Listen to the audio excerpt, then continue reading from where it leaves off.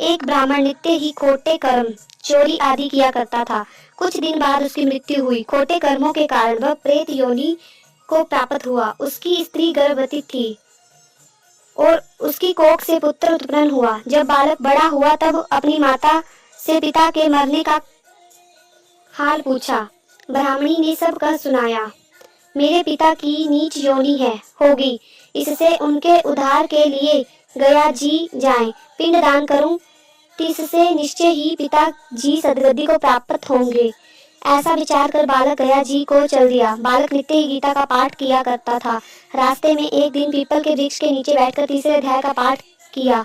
संयोग से उसका पिता भी प्रेत योनि को प्राप्त हो कर उसी पीपल पर निवास करता था।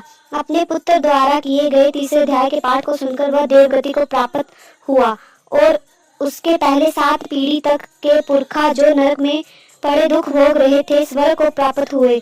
बालक अपने पुरखों को स्वर्ग को जाता हुआ देख प्रसन्नता को प्राप्त हुआ।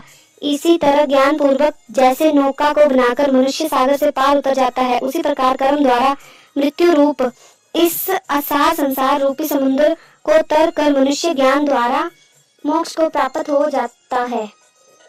हे लक्ष्मी, इस प्रकार ज्ञान और कर्म के रहस्य को जानकर कर्म करने वालों की परम गति होती है। इसलिए जो पुरुष इस अध्याय के गूढ़ तत्व को जानकर या उसके अनुकूल आचरण और पाठ करेगा वह अवश्य ही मोक्ष पद को प्राप्त होगा।